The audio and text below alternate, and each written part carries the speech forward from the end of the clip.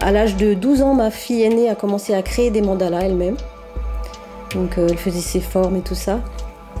Et puis petit à petit, je me suis mise aussi. Et c'est quelque chose qui me fait du bien en fait. Voilà, ça me ressource.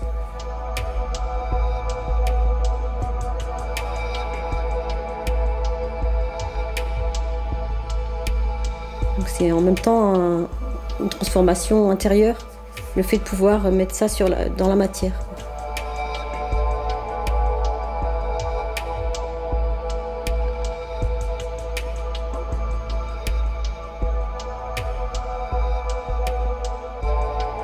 À l'origine, j'étais dans une école à pédagogie Steiner où on pratique beaucoup les arts. Donc il y avait déjà cette tendance qui était là et que j'ai pu exploiter et développer grâce à ça aussi.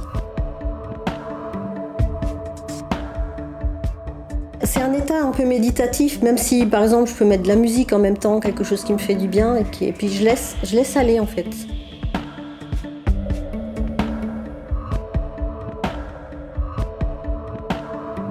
Intuitivement, je vais choisir des couleurs, je vais faire des formes sans réfléchir avant qu'est-ce que ça doit donner. Ça se fait petit à petit en fait.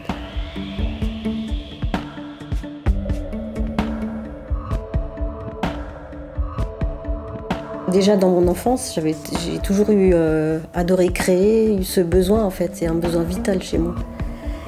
Donc je dessinais beaucoup, des choses plus ou moins abstraites.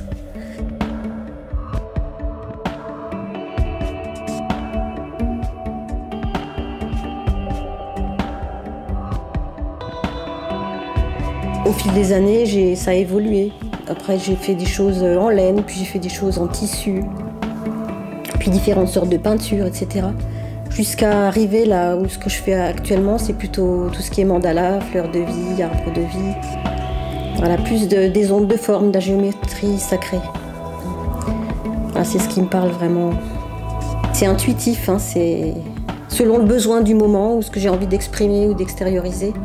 Voilà, ça va prendre cette forme ou cette couleur. Et voilà. Après, je me laisse surprendre par le résultat. C'est pas quelque chose que j'ai programmé avant, quoi.